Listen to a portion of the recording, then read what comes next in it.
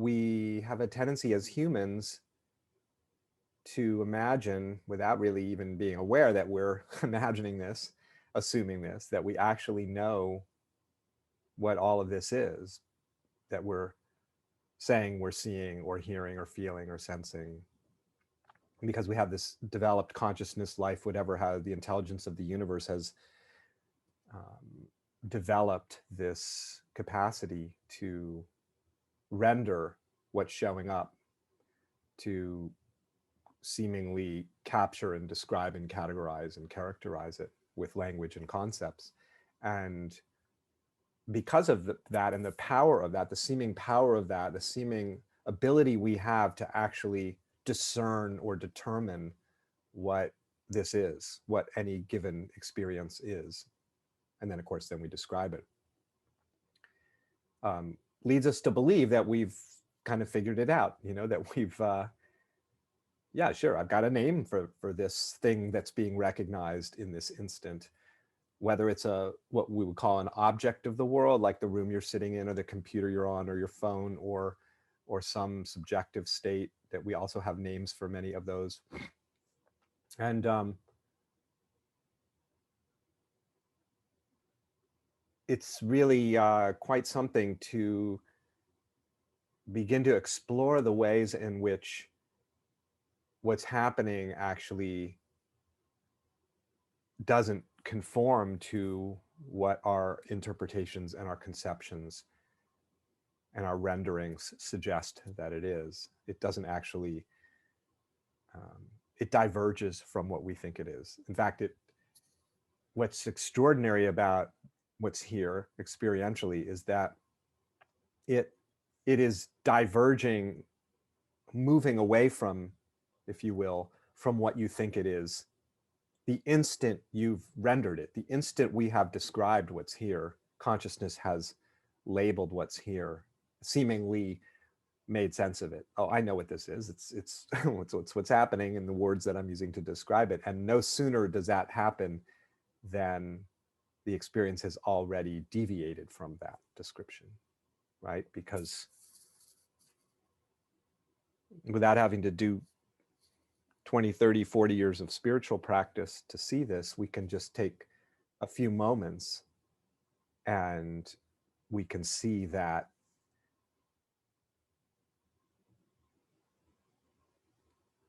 the current perception that's here, the current arising, the current appearance of this moment is not stable, in the sense of it's transforming itself into the next thing, isn't it?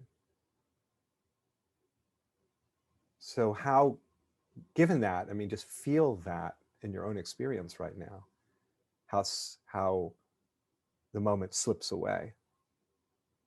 The current perception, because of its dynamic nature, its non-static nature, isn't here long enough to say or think anything about it, actually, which is sort of turns the world upside down on its head, in a sense, because we're operating, conceptualization operates from this sort of presumption of being able to pull it off, essentially, like, oh yeah, I know what this is because I've conceptualized it. But I'll sometimes use the metaphor of a cloud or water, and to try to describe the form of the cloud or the form or shape that the water is taking in any given moment is a fool's errand. I mean, we can do it, and we do it, but in a very real sense, we're speaking about memory, because again, the shape has shape shifted. The shape of the cloud, the shape of the water, the shape of our experience, because your experience is, right, it's got shape seemingly, but the shape is on the move, and so in a sense it never really assumes a fixed shape. So this is one of the central reasons why defining what's here isn't actually possible, at least not in any definitive sense.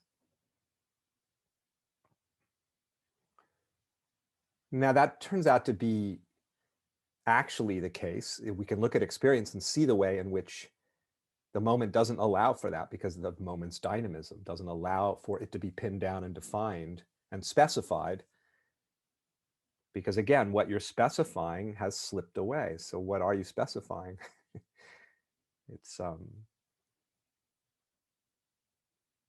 It's just this evaporation of what's here.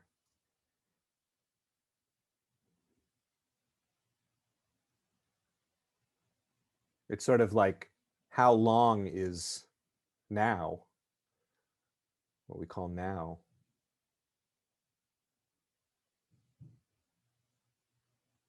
What we call this instant, the actuality of now, not what we might call what was or what might be, but this flash, this now.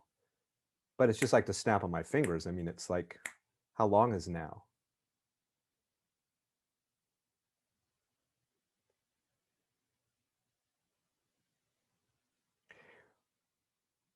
What's strange, though, is that we could also say it has no time, it has no duration, because of its instantaneous disapparition no sooner than it appears.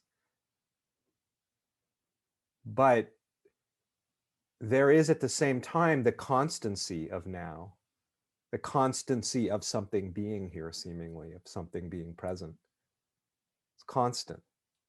When does it ever go away? When does now, or the presence of what's seemingly here, ever go away? It never goes away. It's very persistent. And yet, again, this is irrational in the sense of being two things simultaneously, seemingly. Like I said, it's constantly evaporating and never really takes form, and yet it's constantly here. So when it sounds like, the ramblings of a crazy person to say that. But that's actually, feel your experience, feel the way in which that is so, that there's this simultaneous sense of because of the dynamic nature of this not holding still, the aliveness of it. I mean, try to hold this moment in place, keep it from changing into something else.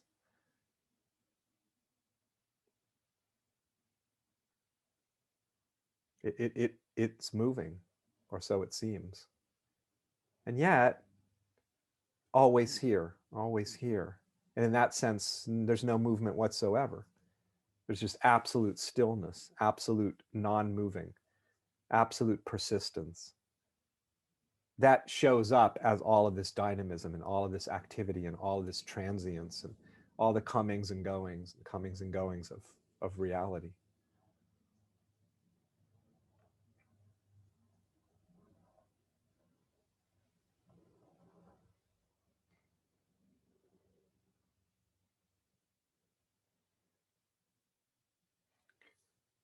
Now, this is both extraordinary to feel this, to discover this about our experience. I mean, you're not making anything new. You're just recognizing the way experience actually is, its paradoxical nature.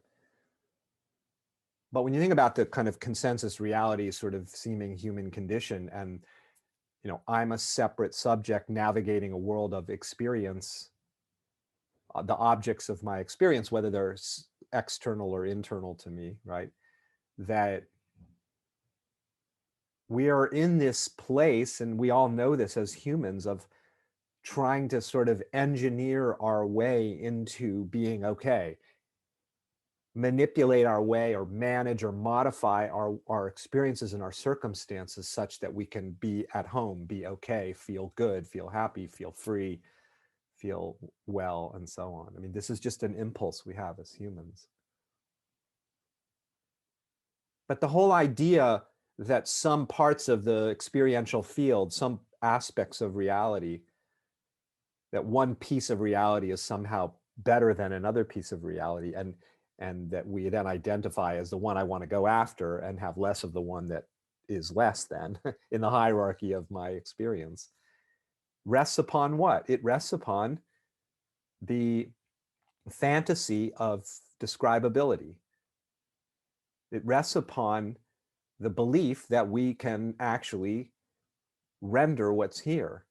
Otherwise, I mean, the categories of, if you take the very broad categories of positive and negative experiences and circumstances, the ability to describe some moment as positive or negative rests upon our idea that we can actually capture what's here in a descriptive framework.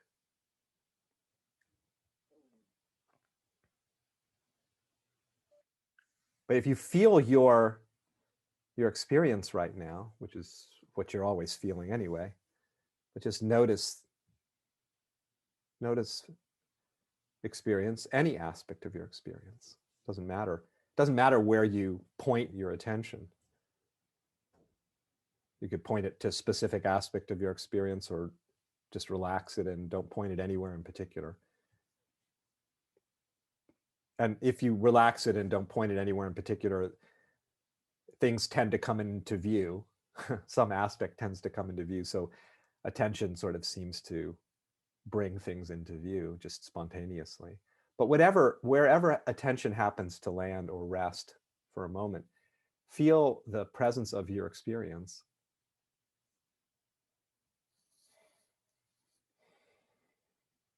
And ask yourself this question that I always ask, which is not an analytical question, but an experiential question, which is, what is here that's being tasted or touched or felt or sensed or thought?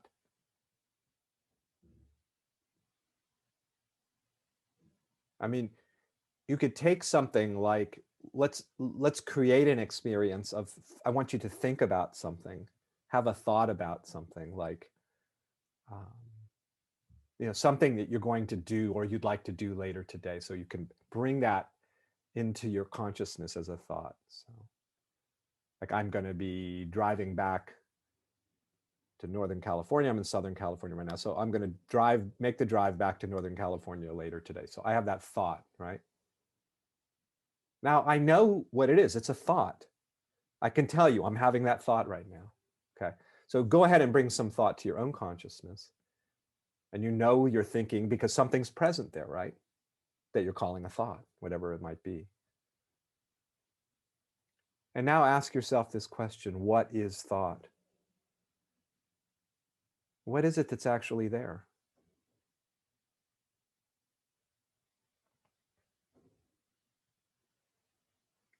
And feel what's there. Feel the presence of thought, of the thought. What's the thought made of?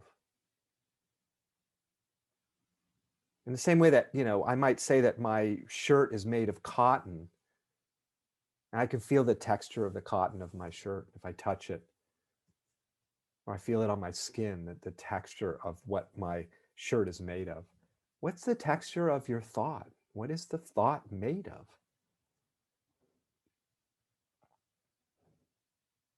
There it is. You can see the thought, or know the thought, know the presence of the thought. Well, what is it that's actually present that you're knowing as thought? What is that? What's there?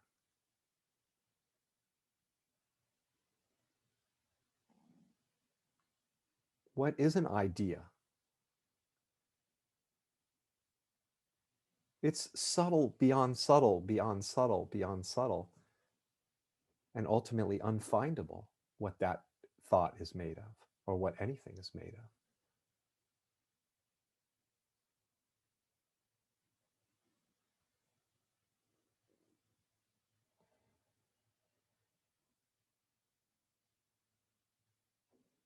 You can just let go of the thought and just let attention again wander and go wherever it wants to go in the field of your experience. And wherever it lands, you can ask the same question: what is this? What is this? What is breathing? Attention just landed on the feeling of the breath. Well, what is breath? Not as a concept of air moving into my lungs. That's a concept.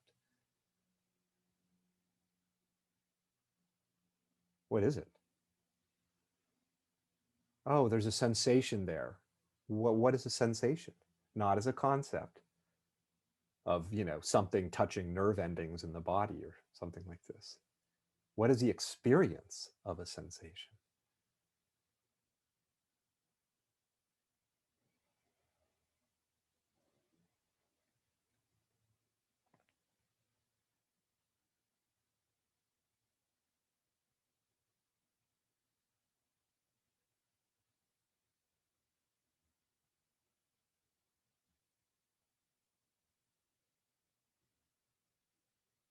I experience it like a receding horizon. I try to move towards what things are, and it's like they move away from me, like the horizon. I never can quite reach the horizon. I never can get to what it is. I can't find what it is. I can't locate it. I can't say where it is. I can't say what it is or how it is. And yet here it is, seemingly. So it's very peculiar. Um, it's like I can't, here's a world and I can't find the world as a pin downable, resolvable phenomena. There it is. I found it. It's that. It's like in a sense I'm asking, like, get to the essence of what it is. I mean, take yourself. What are you? You say, I'm on a Zoom call. When you say that, what are you referring to? What is it? What is it that's sitting here listening right now? What is that? What is that that's seeing the world that we might conventionally call the self? What is that? What is it that is noticing the full range of experiences that are arising? Feel that. Feel whatever it is that's experiencing this moment. What is that?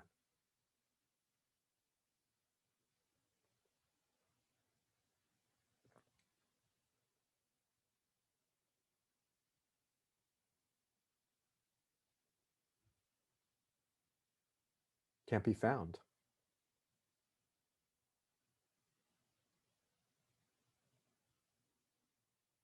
It's very strange. You can't. We believe conventionally that we're a subject in a world of objects, and you can't find a subject and you can't find an object.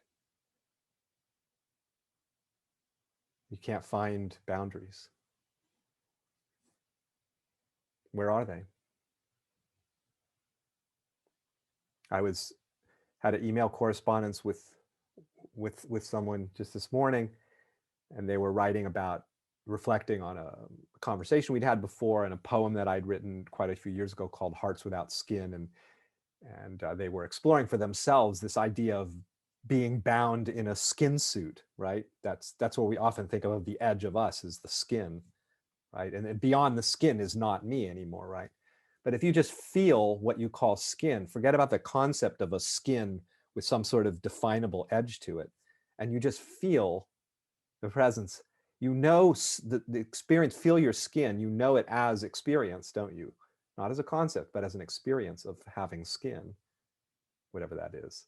Feel that as experience. And notice how there is no edge. You don't come to the end. There's no edge to experience.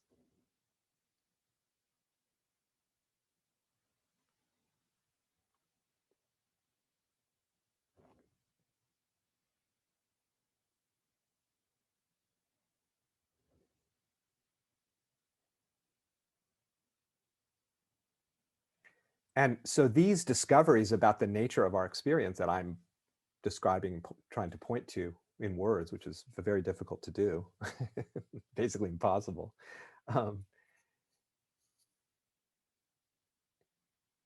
for the seeming human creatures, the subjects we seem to be navigating the world, has all sorts of beneficial implications, because the things that challenge us and trouble us and that we feel we're somehow caught in or stuck in or at the mercy of or victimized by, experientially, circumstantially, are defined into existence.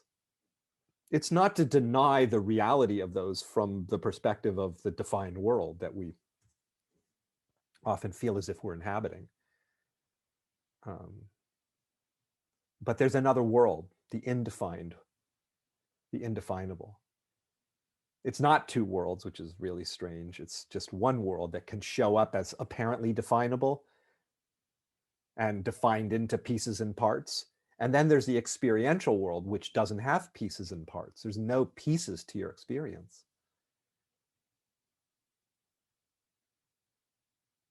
Even all the seemingly discretely discernible and identifiable aspects of experience, like thought and emotion, that we label these two different dimensions of experience as if they're separate pieces in the field of experience. And in a sense, they can be seen as like there's a thought and it's different from an emotion, or there's a sensation of sound and it's distinct from the sensation of sight, right? Here's sound in its own unlocatable realm of sound. Where is sound happening? Well, it's here.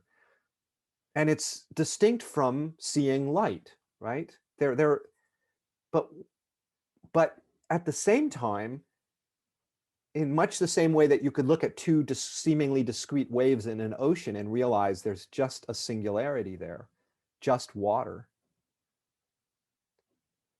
In a sense, in a very real sense, these seemingly discrete parts and pieces of the experiential field, like light and sound, you can't find where does light, the field of light and the field of sound begin. They're discrete and yet inseparable.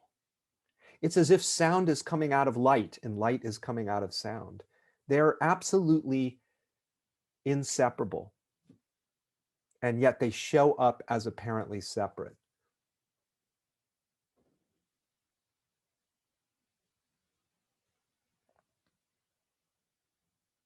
Very curious, isn't it?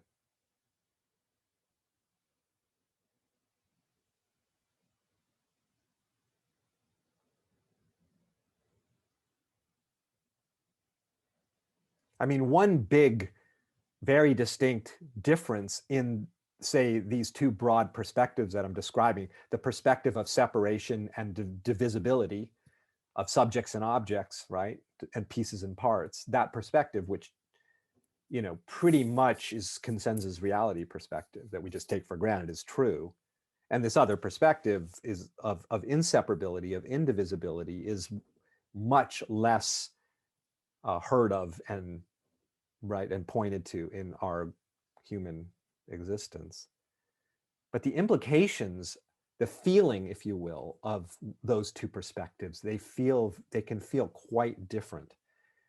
The feeling of being separate from my experience, and my experience can, like, there I am, and this big experience of whatever difficulty or grief or pain or something is like this wave, and it's like here it's coming and enveloping me, like I'm at the mercy of this wave, right? That's the normal. And then now I want to do something to change the wave, get rid of the wave, have a better wave of experience, right? That's kind of the implication of that divided world. It can feel that way. Not always. Sometimes the waves are very pleasurable. It's like, oh my God, I love this wave. Bring it on. It feels great, but it's not always that way, is it? And so we often feel quite vulnerable as the imagined separate pieces, the pieces we imagine ourselves to be, the pieces of reality. But from the perspective of the whole, of the seamless, indivisible whole, from that perspective, there's no vulnerability. Not as a concept, but as an actual experience. Feel right now, I just wrote this in my little blurb to announce this meeting this week. I'll just read it to you because I don't know, it feels very true to what I want to share. So just feel the flow of your experience right now, the flow of what's here.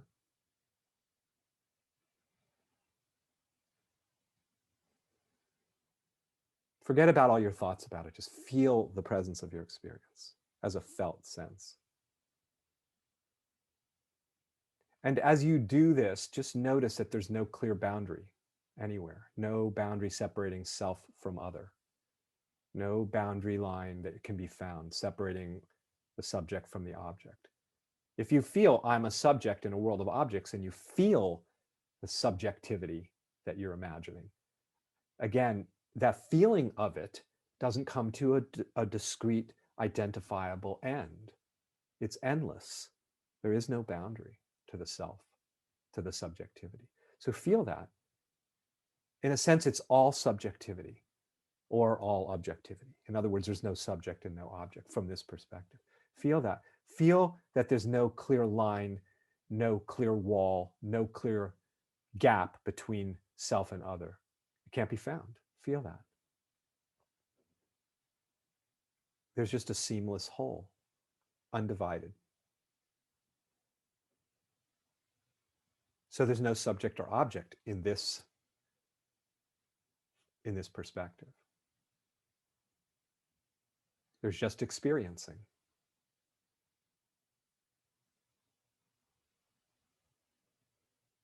No experiencer having an experience, just a dynamism of experiencing, of perceiving, of knowing, of feeling. And in this perspective of no subject object, the felt sense of this, of indivisibility, of one thing here, there is just the deep ease and peace of having nothing to get, nothing to obtain, and absolutely no one to get it or obtain it. That's why it's completely at ease. There's no longer someone looking for something. There's just this. There's no one searching and nothing to search for. There's just the shine, the radiance, the presence of whatever this is. Existence, the mystery, God, whatever you want to call it. But there's really no word will suffice.